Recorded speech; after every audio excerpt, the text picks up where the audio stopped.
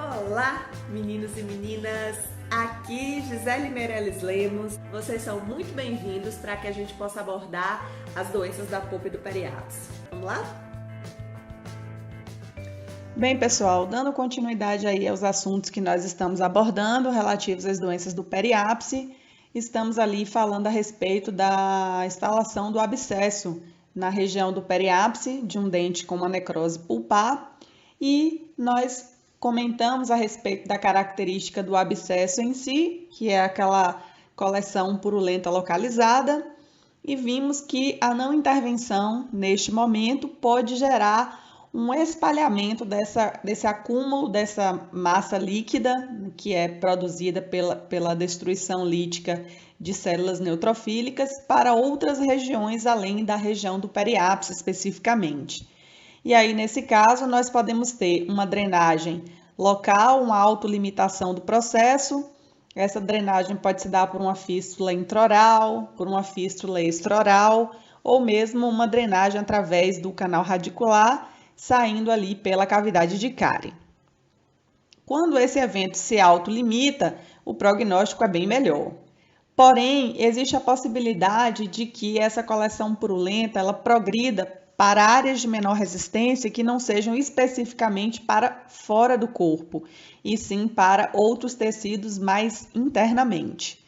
Nós já começamos a abordar parte do conteúdo dessa coleção purulenta progredindo e perfurando a cortical, indo para os espaços faciais, os tecidos moles, produzindo a celulite, e nós abordamos a parte do envolvimento dos tecidos moles que inicia-se em dentes localizados na arcada inferior, no caso da mandíbula.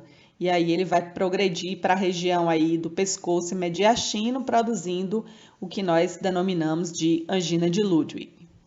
Na continuidade, nós vamos falar a respeito de um processo que se inicia também em um ápice de um dente, um abscesso localizado no ápice de um dente, geralmente premolar, molar, mas pode também originar-se de caninos, né? Dentes ali de caninos aos posteriores e que progridem para subir, né? Então, este quadro, ele se denomina de trombose do seio cavernoso, é o que nós vamos começar a abordar no próximo slide. Então, vamos começar. A trombose do seio cavernoso é um evento que tem início a partir de um dente localizado na arcada superior, né, na maxila, e pode se dar ali a partir dos caninos até premolares e molares, e a coleção purulenta ela vai se tornando avolumada neste local e começa a pressionar os tecidos laterais, até que ela encontra um local de expansão, né, de movimentação daquela área local. E como nós vimos, quando essa coleção purulenta ela se espalha deste local, ela já não representa mais um abscesso, porque abscessos são especificamente coleções purulentas localizadas. E as celulites, elas são condições purulentas disseminadas por tecidos moles, né? Então, dentro deste caso aí, nós vamos comentar a trombose do seio cavernoso, que se trata do aumento edemaciado na região ao redor da órbita, um aumento edemaciado periorbital que envolve também pálpebras e conjuntiva. Tá? Então, este aumento edemaciado, ele vai ser clinicamente identificado por meio de uma modificação na posição do globo ocular e também de uma modificação nos tecidos ao redor da pálpebra, né? Aos tecidos ao redor da periórbita, e esses tecidos eles podem demonstrar uma rigidez, esses tecidos eles podem demonstrar uma área interna de hemorragia que parece uma hemorragia traumática, no caso uma equimose. Então nós vamos verificar como que esse evento ele se processa, tá? No caso das infecções que se originam nos dentes caninos, o trajeto geralmente seguido por essa coleção purulenta no sentido de se disseminar se dá no sentido da órbita, na direção de uma estrutura vascular, que é uma expansão, né, de um trajeto vascular, que é o seio cavernoso, especificamente. Então, a coleção purulenta ela vai se dirigindo na direção do seio cavernoso e é justamente por causa disso que essa condição, esse tipo de celulite recebe essa nomenclatura de trombose do seio cavernoso. E ela pode se disseminar a partir de premolares e molares, que aí ela vai ter o trajeto a partir do seio maxilar, então a coleção purulenta começa a ocupar o espaço do seio maxilar, que é um espaço, obviamente, com menos resistência, graças ao fato de que ele é uma estrutura vazia, né, pneumatizada. Depois ele segue para o espaço ptérigo-palatino ou fossa infratemporal, e a partir daí ganha a região de órbita e do seio cavernoso, se tornando igual aqui no fim do trajeto à infecção que se origina em caninos. Tá? Então, este é o trajeto da coleção purulenta que vai migrando e pode chegar, inclusive, a produzir danos nas meninges, né? No tecido conjuntivo, que vai estar protegendo o sistema nervoso central, e isso é um fator de extrema gravidade, também é uma condição que pode sim levar o indivíduo à morte. Então, vamos aqui na sequência falar a respeito das considerações clínicas. Tá? No caso específico aí do envolvimento do espaço canino, vai haver uma tumefação característica ao longo da margem lateral do nariz, e isso pode se estender até a região medial do olho. Mas vamos aqui na sequência seguir esses eventos que são os eventos clínicos que são observáveis na situação de trombose do seio cavernoso. Nesse quadro clínico aí apresentado pelo livro de Neville, é possível verificar uma criança, né, do sexo masculino, onde há uma alteração observável aí na região periorbital. Então, clinicamente, nos casos de trombose do seio cavernoso, o que se verifica com frequência é a protrusão ou a saída, por assim dizer, do globo ocular e fixação deste. Ou seja, o indivíduo ele perde a capacidade de movimentar o globo ocular dos dois lados, de um e do outro lado. Então, ele acaba movimentando de um lado apenas e o outro ele fica fixado. Então, isso acaba sendo uma evidência clínica importante dessa condição para a determinação do diagnóstico. Rigidez e tumefação da região frontal e nasal. Então, quando se toca na pele, ela está rígida e ela está tumefeita. A pupila se mantém dilatada e aí a gente pode comparar com a outra, né? Então, nós vamos verificar uma dilatação de uma pupila que não está condizente com a do olho do outro lado. O paciente ele apresenta este olho lacrimejante e uma fotofobia. A fotofobia ela é uma incapacidade ou uma intolerância à luminosidade. E, nos casos mais críticos, pode chegar à perda de visão.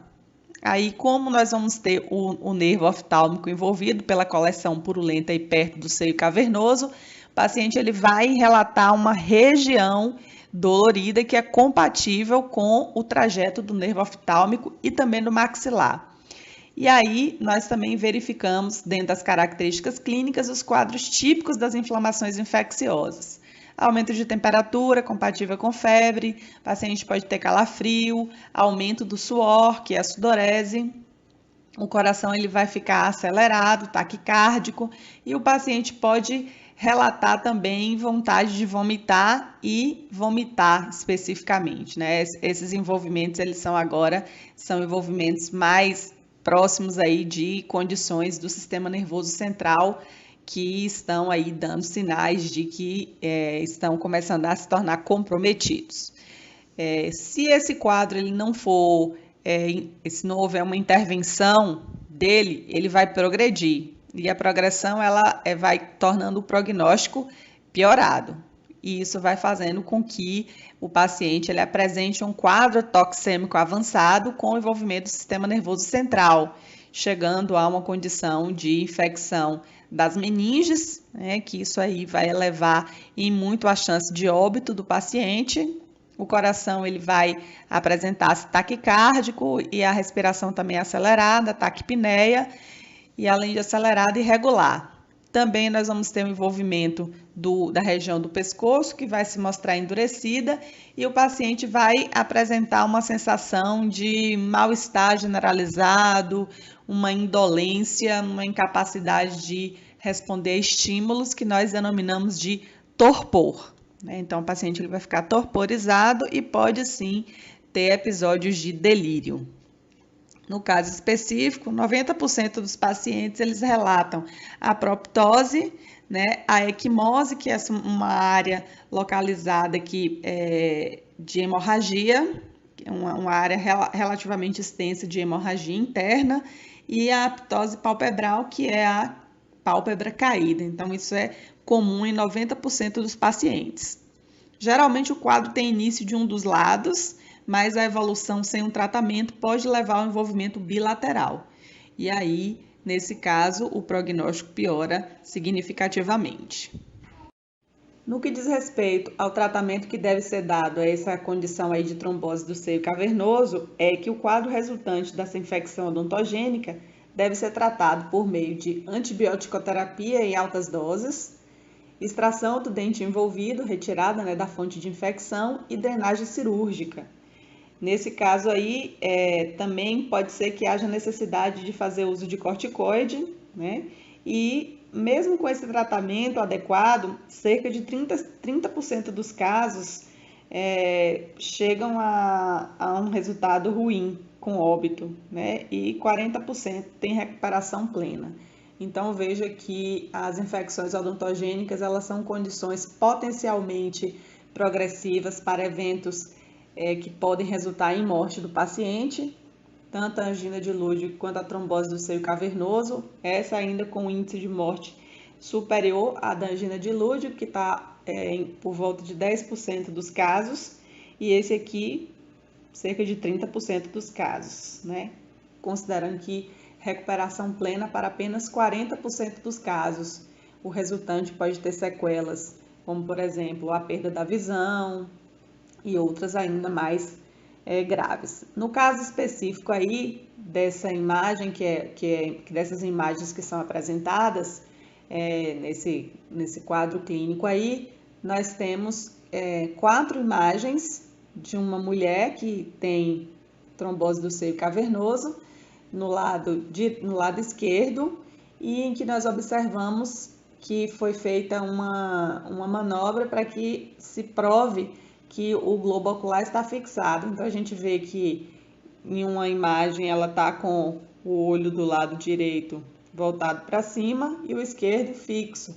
E aí a gente vai verificando nas outras imagens que o globo ocular está posicionado em outro lado e o esquerdo se mantém sempre na mesma posição. Então, de maneira reflexa, os olhos eles tendem a se mover para o mesmo lado. E aí nós observamos que há uma condição impeditiva da movimentação do globo ocular, que é o envolvimento justamente do nervo oftálmico. Então aí, nesse caso, ele cursa com aqueles sinais que são sinais que 90% dos pacientes têm: proptose, equimose e ptose palpebral.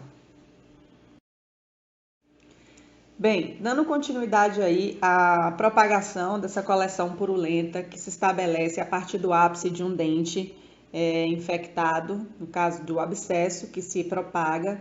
Quando essa propagação ela se dá para os espaços medulares do osso ou as superfícies corticais, além desse sítio inicial de envolvimento, nós denominamos esse quadro de osteomielite. Tá? Então, este termo osteomielite, ele na verdade é um termo que pode ser empregado para uma ampla variedade de patologias, onde o padrão clássico ele é relacionado a condições envolvendo infecções bacterianas. E esse quadro de infecção bacteriana ele atrai para a área células que estão envolvidas com o ataque a bactérias, que são inicialmente os neutrófilos, que caracterizam o quadro agudo. Aí os neutrófilos eles lançam seus grânulos na área na tentativa de conter e de destruir os micro-organismos, e aí produzem um padrão de destruição lítica e expansiva desse osso, com formação de supuração e de sequestro ósseo, né? O termo sequestro ósseo ele é empregado para áreas de osso necrosado que se tornam soltas de uma porção de osso vital, né? Então, os sequestros ósseos são como ilhas de osso flutuante em meio à coleção liquefeita, e este osso flutuante ele é um osso necrótico. Tá? O padrão clássico, portanto, é de infecção bacteriana, mas ele não é o único tipo de evento que ocorre no osso e que pode ser denominado de osteomielite. Então, nós temos outros eventos que também são denominados de osteomielites.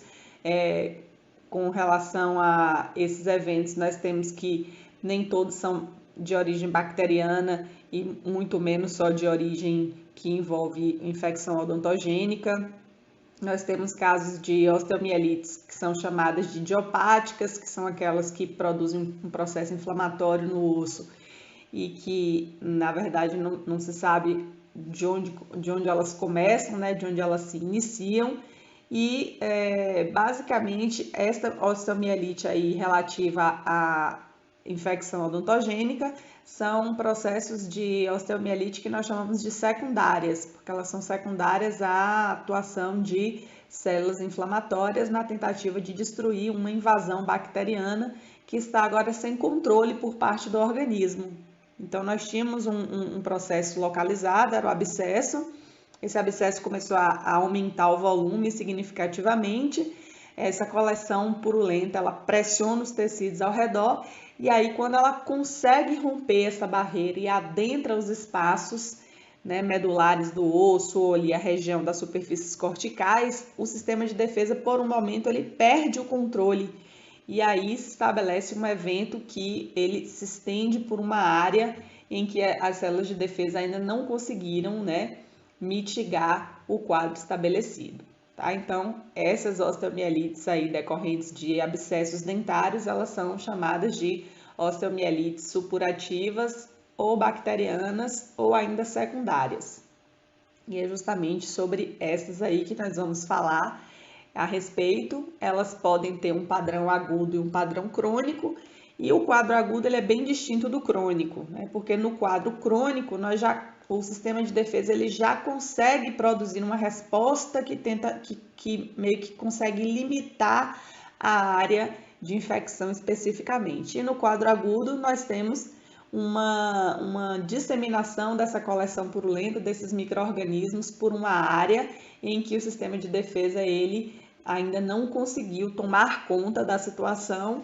E aí nós vamos apresentar as características clínicas desses dois quadros, do chamado de agudo e do chamado de crônico. Então, clinicamente, o que se percebe é um quadro infeccioso no espaço medular dos ossos ou na cortical do sítio inicial da infecção, né, do abscesso odontogênico, que tem uma duração de, no máximo, 3 meses. Alguns autores falam em duração de menos de um mês, né? O quadro agudo típico ele segue aquele padrão inflamatório característico, com aumento de temperatura compatível com febre, a leucocitose, né, que nós denominamos o aumento do número de glóbulos brancos circulantes, esse fenômeno é chamado de leucocitose, a linfadenopatia, que é o aumento dos gânglios linfáticos na região, e a sensibilidade e tumefação dos tecidos da região envolvida, na região do osso que está sob o efeito do sistema de defesa na tentativa de combater a infecção bacteriana que está se disseminando. É possível também que haja uma lesão nervosa que curse com parestesia, ou seja, a perda de sensibilidade na área, e pode-se também observar drenagem ou esfoliação de fragmentos necróticos, então perdas por meio de áreas de drenagem de fragmentos de ossos necrosados. Então, essas características elas são as características que marcam o quadro agudo do processo de osteomielite supurativa aguda. A avaliação das características radiográficas, elas, na verdade, subdimensionam a proporção da área afetada, porque como se trata de um evento agudo, ou seja, que teve início há pouco tempo, e uma disseminação por uma área relativamente extensa, né, dessa coleção purulenta aí no interior dos ossos maxilares, nós vamos observar que não houve tempo suficiente para que houvesse uma destruição óssea significativa que fosse compatível com uma imagem radiográfica que conseguisse, de fato, ser compatível com o dano que está se estabelecendo ali no interior do osso. Então, nós podemos identificar tanto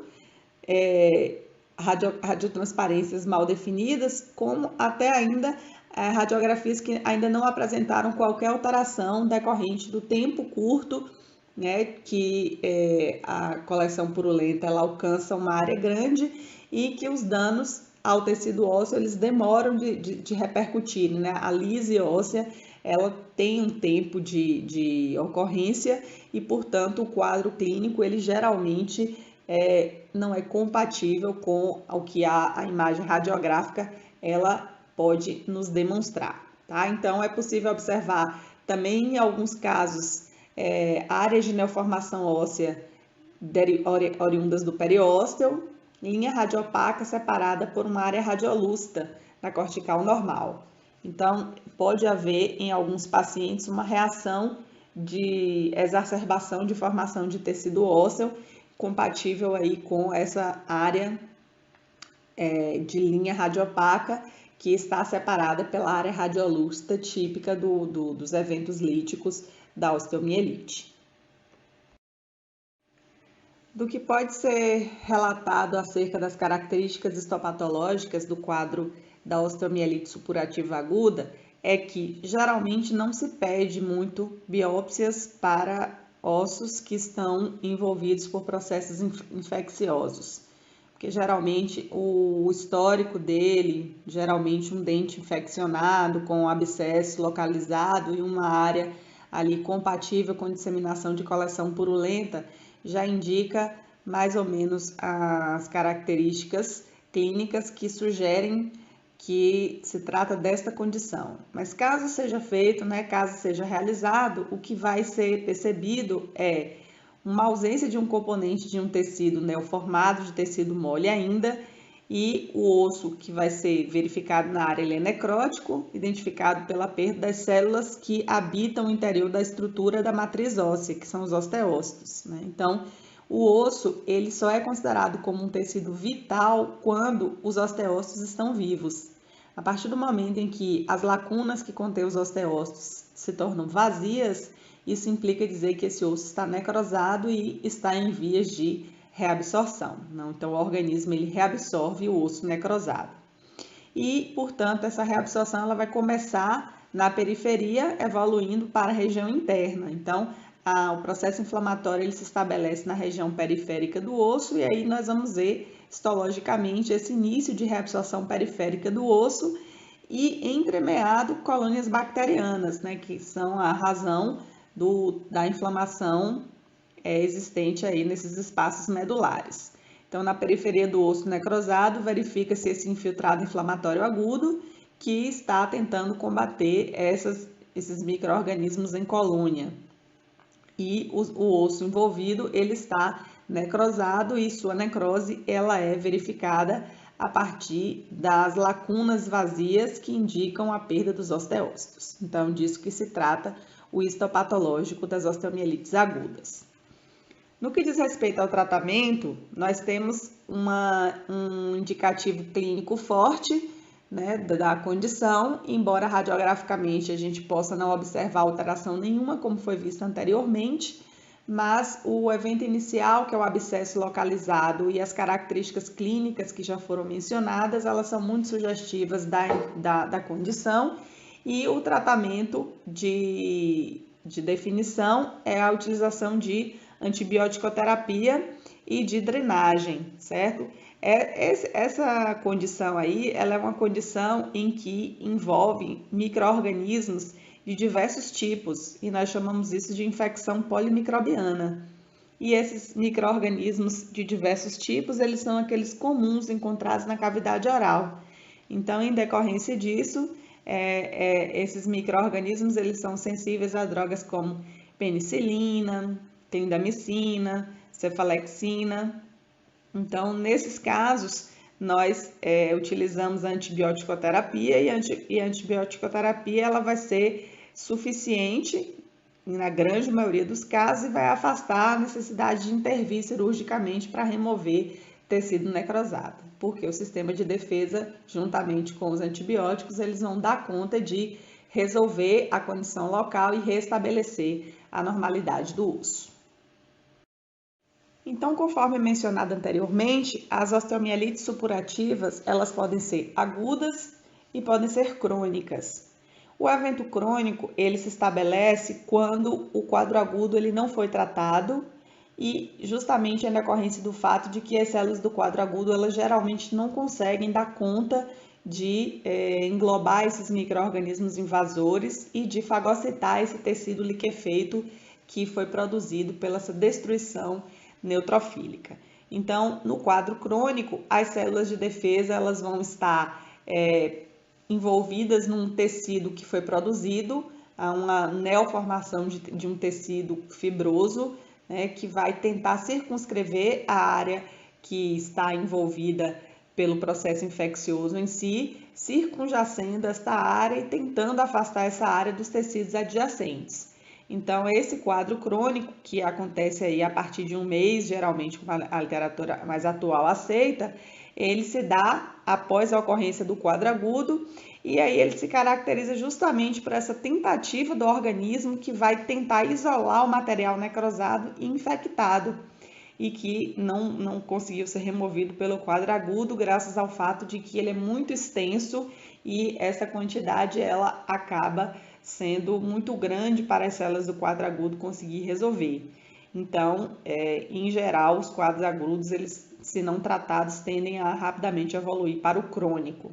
E aí, essa reação que se estabelece desse tecido fibroso, ele é uma tentativa do organismo de isolar a área infectada e esses tecidos que já foram destruídos do restante adjacente para que esse quadro ele não se estenda ainda mais e para que os micro-organismos não ganhem novas áreas. Então, esse tecido circunscreve essa área central de tecido necrosado, que no caso é a supuração, e que, por sua vez, também está rico de colônias bacterianas. Então, esse quadro ele gera uma circunscrição dos micro-organismos que, de uma maneira ou outra, se torna protegido também da ação de antibacterianos. Então, é uma condição complexa de tratar, é muito difícil o tratamento por meio de antibióticos, que aí já não são mais suficientes, mas que vão determinar por parte do cirurgião que vai fazer o diagnóstico uma medida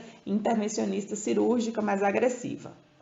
Mas vamos aqui dar início a partir das características clínicas. Então, são verificáveis uma tumefação na área que cursa com dor, existe a possibilidade de formação de fístula que drena para externamente e aí essa coleção purulenta ela fica ali drenando pela fístula. Também é observado formação de sequestro ósseo, que eu já comentei, né, que é aquela parte de osso que se desprende da parte do osso que tem vida e aí ela fica ali boiando em meio ao tecido liquefeito, que é o tecido necrosado. Geralmente o dente ele é perdido e a área de destruição do osso pode ser tão significativa que fragilize o restante do tecido vital e aí ele, graças à movimentação que o paciente realiza da mandíbula e da maxila, isso pode gerar com poucas forças exercidas sobre o osso a fratura patológica deste. Radiograficamente, o quadro crônico ele demonstra uma radiotransparência circunscrita e mal delimitada, presença de sequestro radiopaco central e osso adjacente também com radiopacidade aumentada. Essa radiopacidade aumentada do osso adjacente, ela representa uma resposta de exacerbação do osso adjacente frente ao processo lítico que vem se estabelecendo na região onde o osso se encontra radiolúcido.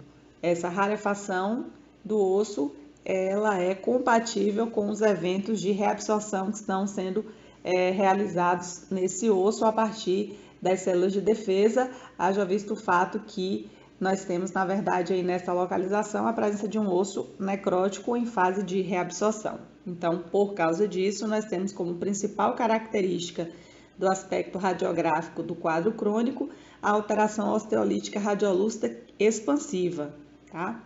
Mas nós também podemos observar esse osso adjacente com aumento de radiopacidade e até uma hiperplasia osteogênica do periósteo. Essas características elas são compatíveis com o quadro crônico da osteomielite supurativa.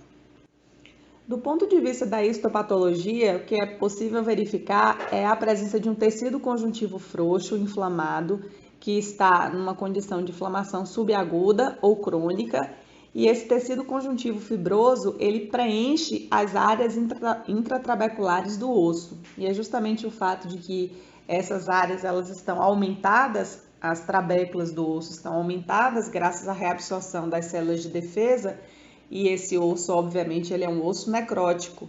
Então, nós vamos ter que o tecido fibroso, que é um tipo de tecido de reação do organismo na tentativa de conter o processo, né, e a sua disseminação, ele acaba por ocupar esses espaços, preenchê-lo e circunjacer uma área central, que é a cavidade que está ocupada por formação de abscesso. Nós vamos ter também sequestros dispersos, né, que são esses pedaços de ossos necróticos em meio a essa coleção purulenta e aí circunscrita por esse tecido conjuntivo fibroso. Tá? Então, em resumo, um tecido mole significativamente rico em fibras colágenas, portanto, torna denso, de maneira subaguda ou cronicamente inflamada, que preencha esses espaços trabeculares do osso. Então, também verificamos presença de bolsas de abscesso e sequestros esparsos, ou seja, aqui e ali pedaços de osso soltos em situação de necrose. O tratamento que deve ser dado à osteomielite crônica é um tratamento difícil de ser realizado a partir de uma abordagem exclusivamente medicamentosa. E isso graças ao fato de que essa cápsula de tecido conjuntivo que acaba circunjacendo a região central, que é a região da coleção purulenta e dos micro-organismos que colonizam ela, acaba impedindo o acesso das medicações, dos antibióticos, a esses micro-organismos para poder combater a presença deles e eliminá-los. Então, a intervenção cirúrgica acaba sendo obrigatória, mas há também a necessidade de fazer uma cobertura antibiótica, e aí, nesse caso, deve ser uma cobertura intravenosa com altas doses de antibióticos. A extensão dessa intervenção cirúrgica depende muito de quanto que essa infecção ela se disseminou por esses tecidos, mas o que se sabe é que é obrigatória a remoção de todo o tecido necrótico e que, assim que seja feita essa remoção, se perceba que a borda de tecido que vai ser deixada, ela deve ser uma borda viva e a vitalidade ela é percebida pelo fato de se apresentar sangrante. Então, é obrigatória a intervenção cirúrgica, a extensão depende da área afetada, mas o fato é que é mandatório que se remova todo o tecido necrótico, que se deixe uma borda sangrante para demonstrar que ele, de fato, não manteve nenhum tecido necrótico, e a cobertura antibiótica intravenosa que deve ser feita em altas doses.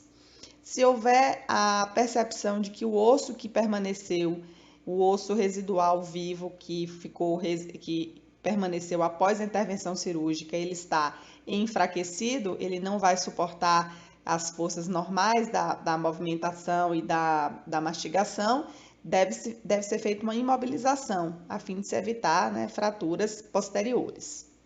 Se houver a persistência da osteomielite, mesmo após a intervenção cirúrgica, o que vai indicar é que não houve por completo a remoção do tecido necrosado. E aí você vai complicar o processo, porque você vai exigir uma, talvez, reintervenção cirúrgica, que vai exigir um segundo tempo cirúrgico desnecessário, pois o primeiro tempo seria suficientemente necessário para poder tratar de uma única vez, tá? E no caso de pacientes que têm um comprometimento da oxigenação desses tecidos, né, que se percebam a hipovascularização, pode ser indicado também uma oxigenoterapia hiperbárica, né? Então, aquelas câmaras de oxigênio hiperbárico, que aí pode ser indicado para esses casos de osso hipovascularizado, para poder dar condição ao osso residual de restabelecer a normalidade e de produzir um osso ali na região em que aquele que foi removido para poder restabelecer a normalidade. Dando continuidade ao nosso assunto relativo às doenças do periápice, vamos falar das condições envolvidas com processos de resposta do periápice, onde essas não têm relação com produção de abscesso ou disseminação de coleção purulenta. No caso aqui, nós vamos tratar de uma condição específica em que existe, ao contrário de lise óssea, há uma hiperreatividade do osso, provocando uma esclerose do mesmo, ou um aumento de densidade, ou um aumento de radiopacidade. Tá? Então, nós vamos, nesse instante, comentar a respeito de uma patologia do periápice denominada de osteite condensante, que é uma área localizada de esclerose óssea associada ao ápice de dentes com pulpite ou com necrose pulpar. Então, vejo que esta condição aqui ela não tem qualquer relação com abscesso e ela tem relação com problemas de reação do periápice em decorrência de eventos que se estabelecem a partir da polpa do dente. Então, eu preciso necessariamente ter um contexto de inflamação pulpar ou de pulpite ou mesmo de necrose pulpar, sem necessariamente que os micro-organismos tenham atingido aí a região de periápice, né? Mas basicamente os produtos químicos da necrose pulpar que geram por parte do tecido periapical uma reação de hiperreatividade e de produção de um tecido ósseo que vai aumentar as características de densidade na tentativa também de conter a propagação dessas substâncias químicas que estão surgindo aí de dentro do sistema de canais radiculares. Clinicamente, o que destaca nessa condição aí de esclerose óssea, que se estabelece no caso da osteite condensante, é que são condições que derivam geralmente de pré-molares e molares e que, neste caso, diferente dos demais que nós comentamos até aqui, eu não preciso ter necessariamente uma necrose pulpar para a resposta de hiperreatividade do osso do periápice. Eu posso ter necessariamente o estabelecimento apenas de um evento inflamatório em que a necrose em si ainda não se estabeleceu, ou seja, a polpa pode ainda ter alguma vitalidade para que a osteite condensante se estabeleça. Então, em linhas gerais, a osteite condensante ela representa uma área localizada de esclerose óssea, ou seja, de neoformação óssea ou adensado ósseo, associada a ápice de dentes com pulpite ou com necrose pulpar. Aí, geralmente, nós temos dentes envolvidos que possuem grandes lesões de cárie ou até dentes que têm restaurações coronárias muito profundas, em que um ou outro desses dois eventos aí levaram a uma inflamação pulpar ou mesmo a uma necrose pulpar e cujos produtos químicos liberados tanto da pulpite ou da necrose chegam até a região do periápice e aí vão provocar uma resposta que aí não vai se dar a partir do tecido conjuntivo frouxo, que é o tecido conjuntivo que geralmente está envolvido com as respostas inflamatórias, mas nós vamos verificar uma resposta do tecido duro, que é o próprio osso, fazendo uma atividade de hiperreatividade na tentativa de delimitar ou de impedir a propagação desses produtos químicos aí da região do forame, em que os produtos químicos eles estão extravasando.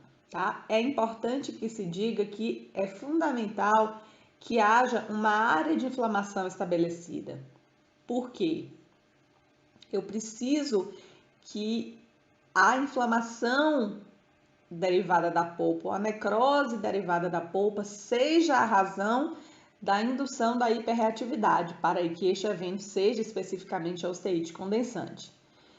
E isso foi dito por quê? Pelo fato de que eu tenho outras condições de produção de osso aí na região apical, em que o processo de indução dessa neoformação óssea não é necessariamente uma doença pulpar que exige uma resposta periapical, mas ela é um processo de produção de osso que nada tem a ver com o quadro pulpar.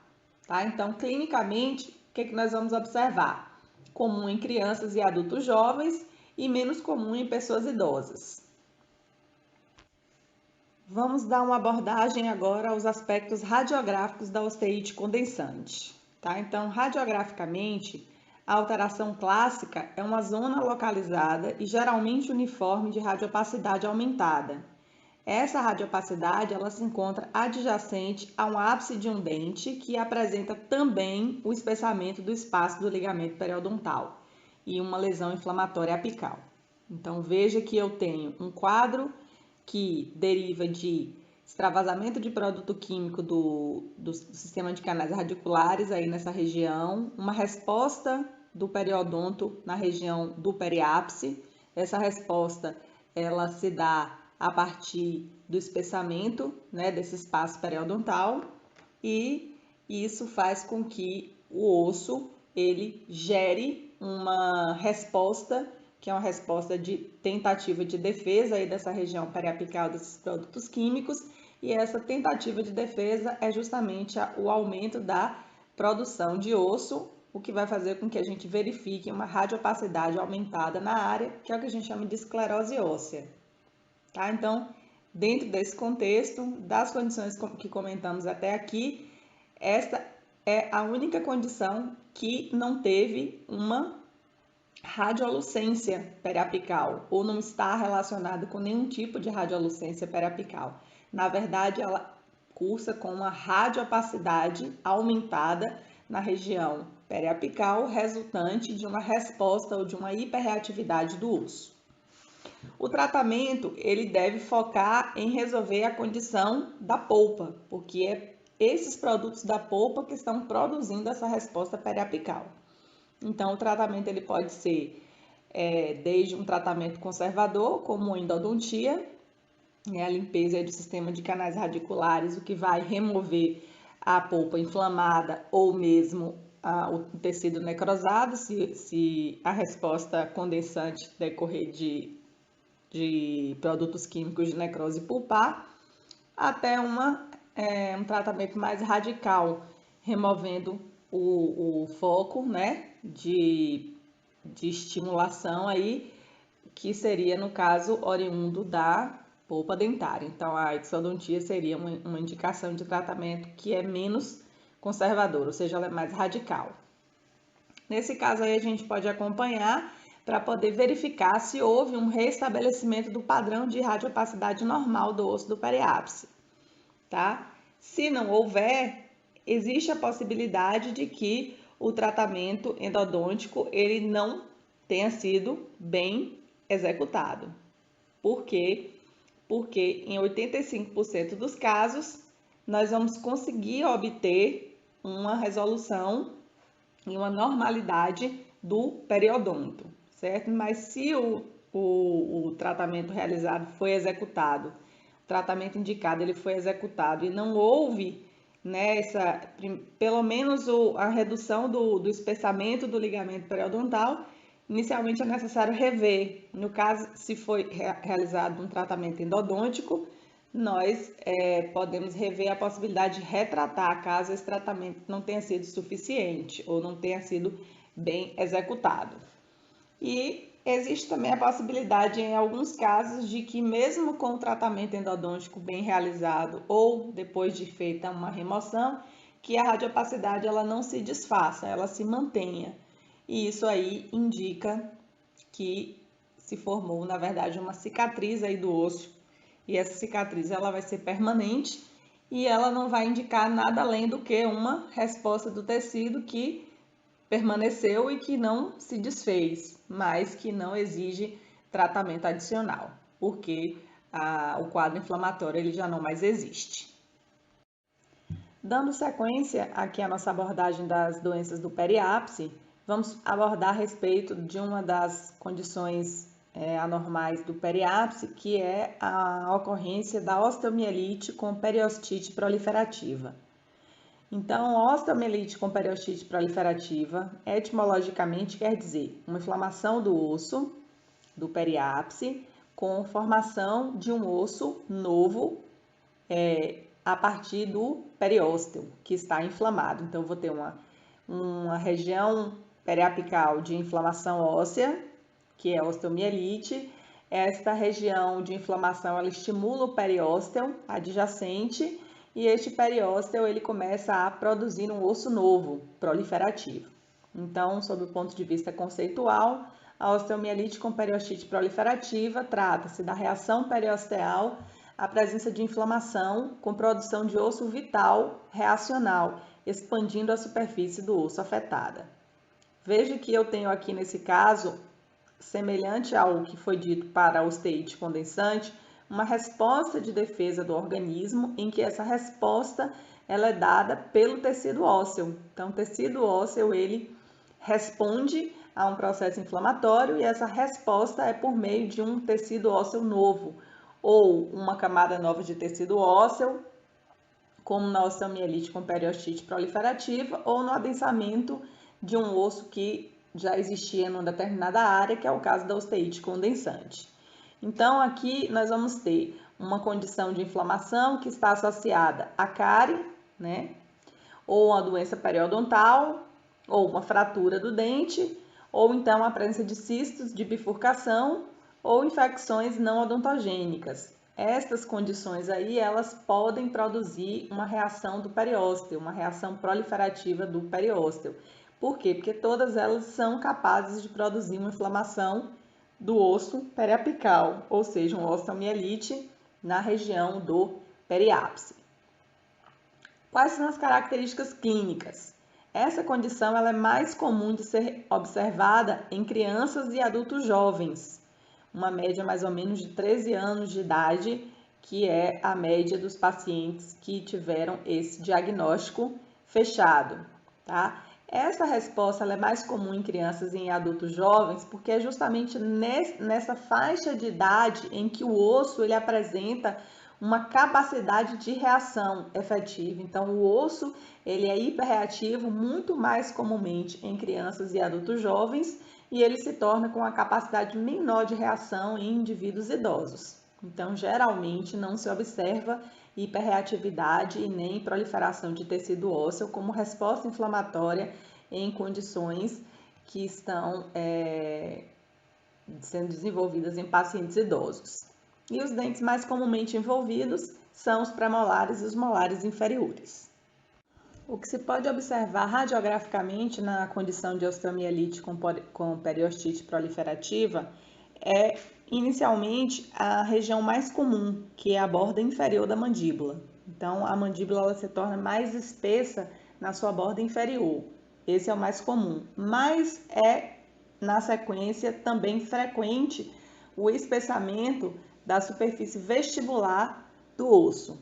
Então, esse espessamento ele se dá a partir de uma produção de um osso novo, e esse osso novo ele é produzido de maneira a se fazer aposições de lâminas, umas paralelas às outras, lâminas de tecido ósseo. Então, eu vou ter laminações radiopacas, que é tecido duro, paralelas entre si e ao osso, e projeções perpendiculares a partir da cortical. Então, a cortical ela vai ser aumentada, a cortical é a base, e a partir daí o osso novo ele vai se projetando por meio dessa produção de lâminas de tecido ósseo, e essas lâminas de tecido ósseo elas estão separadas entre si por áreas de transparência osteolítica. Então, o aspecto que a gente observa é um aspecto que a gente chama de encasca de cebola. Então, esse tipo de formação óssea na osteomielite com periostite proliferativa é justamente essas laminações que são produzidas, que se trata de um osso novo, um osso reacional, em que cada lâmina dessa é separada da seguinte por meio de uma área de transparência osteolítica. E aí este aspecto final, ele é chamado de aspecto em casca de cebola.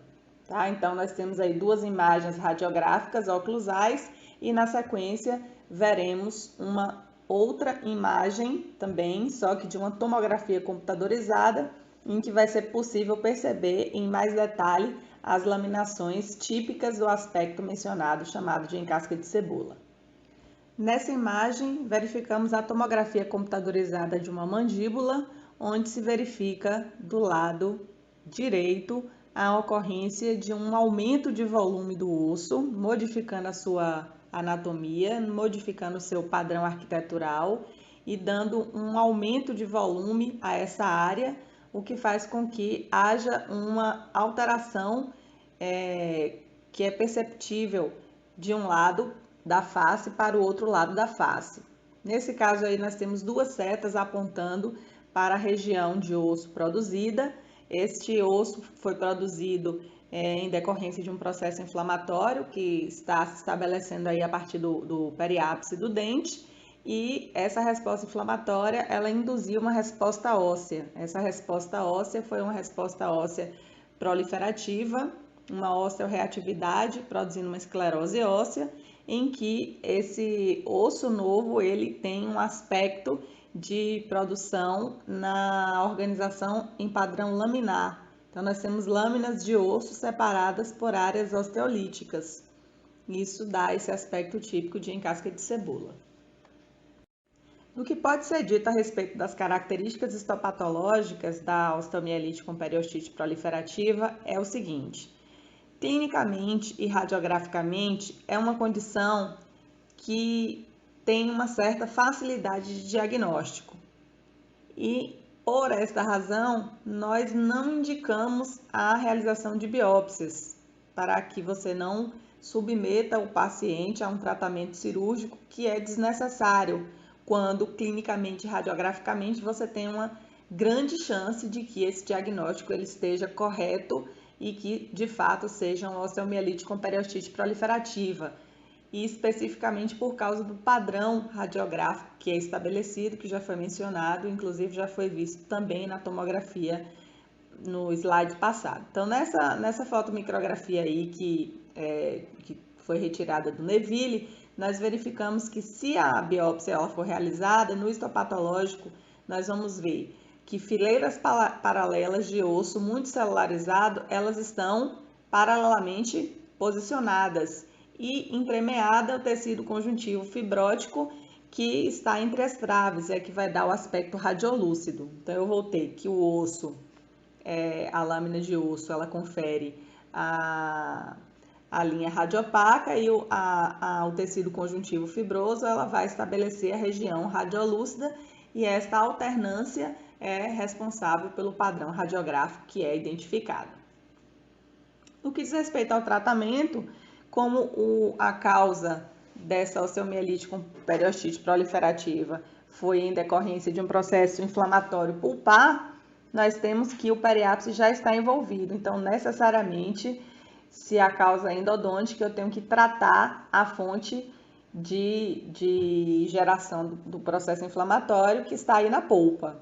E esse tratamento ele pode ser feito endodonticamente ou então por meio da remoção do elemento dentário, que seria uma alternativa mais radical, enquanto que a endodontia seria o tratamento inicial de escolha, que é o mais conservador, certo? Então, caso a periostite com proliferativa ela não derive de origem odontogênica, provavelmente a endodontia ou exodontia ele não vai ser o tratamento a ser realizado. Suponhamos que numa suposição de origem odontogênica em que a biópsia não foi realizada como primeiro pensamento e foi operacionalizado o tratamento da polpa e não houve uma remissão, aí é possível que a origem não seja odontogênica.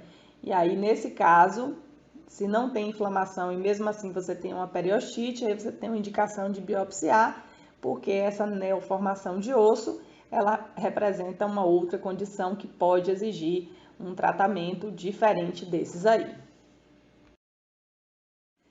Para concluir o nosso assunto, em que estamos abordando aqui as condições mais comuns de doenças da polpa e do periápice, vamos falar a respeito da última condição, que é a osteite alveolar, também chamada de alvéolo seco ou alveolite fibrinolítica.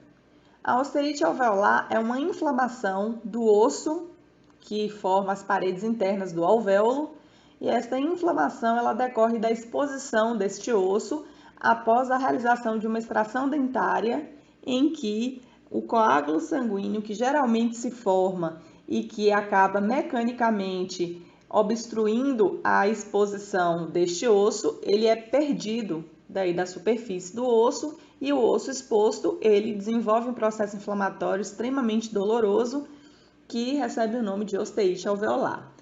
E este quadro álgico, ele se deve à formação de mediadores químicos do processo inflamatório que deram início à lise do coágulo e que agora mantém este quadro doloroso graças ao fato de que nessa superfície, se não houver uma intervenção, um novo coágulo não vai se estabelecer e esse alvéolo ele dificilmente vai ser recoberto para poder cicatrizar como deveria.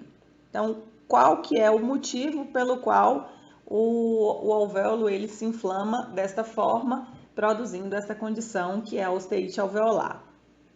As causas associadas são a realização de procedimentos cirúrgicos de extração dentária por cirurgiões inexperientes, né, que realizam extrações muito demoradas, traumáticas, que também não suturam os tecidos posteriormente para facilitar a permanência do alvéolo no local, ou então em pacientes que realizam contraceptivos orais, né, porque os contraceptivos orais eles podem alterar os mecanismos de coagulação sanguínea. Se houver também uma região de infecção pré-operatória aí na área que dificulte a formação e o estabelecimento e a fixação aí do coágulo sobre o alvéolo, ou então um processo de extração em que houve a necessidade de realizar a irrigação dos tecidos para preservar a sua integridade e essa irrigação ela foi operacionalizada de maneira inadequada. Existem alguns relatos também que diz que existe uma alteração dos mecanismos de coagulação e de fixação do alvéolo em pacientes que fazem uso de tabaco, ou seja, que fumam.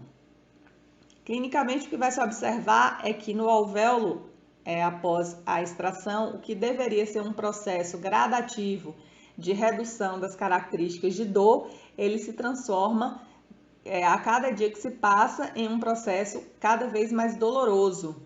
O paciente ele acaba se alimentando e aí restos de alimento vão acabar armazenados dentro do alvéolo, o que vai colaborar para uma piora do quadro, e esta piora ela vai cursar com um odor fétido, graças a esses micro-organismos que vão estar fermentando esses restos de alimentos aí dentro do alvéolo. E aí esta região ela vai ficar inflamada e, portanto, vai haver um edema localizado, que é a tumefação.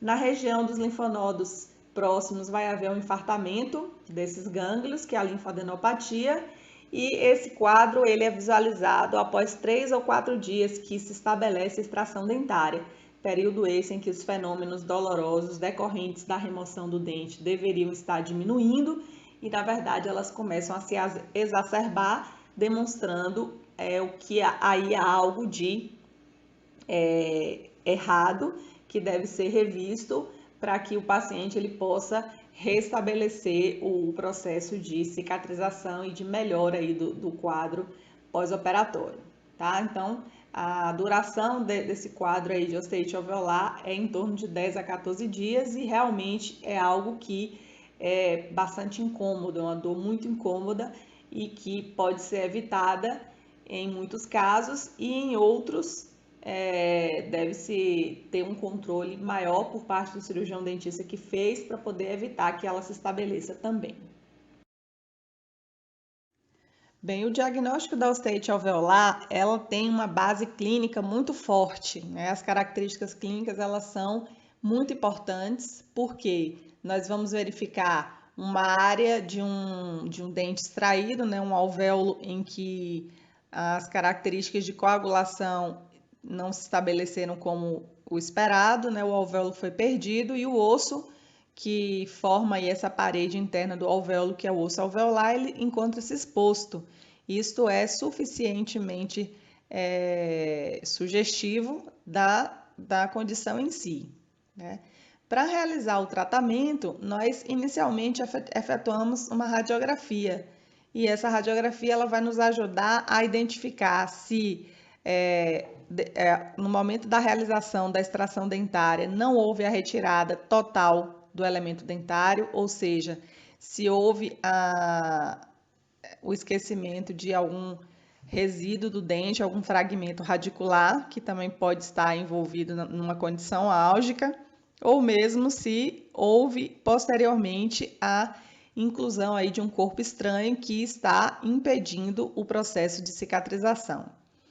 Se houver alguma dessas condições, é necessário que elas sejam removidas e a partir daí operacionalize ou a irrigação do alvéolo com soro fisiológico a 0,9%, né, de preferência morno, porque se for gelado o paciente vai relatar uma dor muito intensa, vai ser muito incômodo, então morno para ser mais compatível com a temperatura dos tecidos e menos estimulante da dor. Pode ser feito também um curativo antisséptico, certo? Onde nesse curativo antisséptico nós utilizamos uma substância comumente empregada na odontologia, que é o eugenol. O eugenol ele tem características anti-inflamatórias.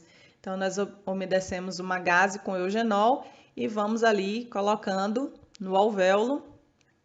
Além da capacidade anti-inflamatória do eugenol, ele vai também obstruindo o contato do alvéolo com a superfície da cavidade oral, impedindo que restos de alimentos se acumulem ali e também que este osso ele seja estimulado por alterações de temperatura do meio ambiente da cavidade oral ou de vento, que também são estímulos álgicos para o osso exposto, tá? Esses curativos eles devem ser trocados em um período de 24 horas, durante 3 dias vai ser o suficiente para ir reduzindo a característica inflamatória do alvéolo e a gente vai fazendo essas trocas aí de 2 a cada 2 ou 3 dias, até que o osso exposto ele seja recoberto e aí a gente possa liberar o paciente para o resto da recuperação sem mais nenhum tipo de intervenção. Ok, galerinha, estamos aí concluindo o capítulo de doenças da polpa e do periápice. Então, assim chegamos ao fim de mais um dos nossos assuntos e a gente volta em breve para tratarmos dos capítulos subsequentes aí dentro da patologia oral e maxilofacial. Fui!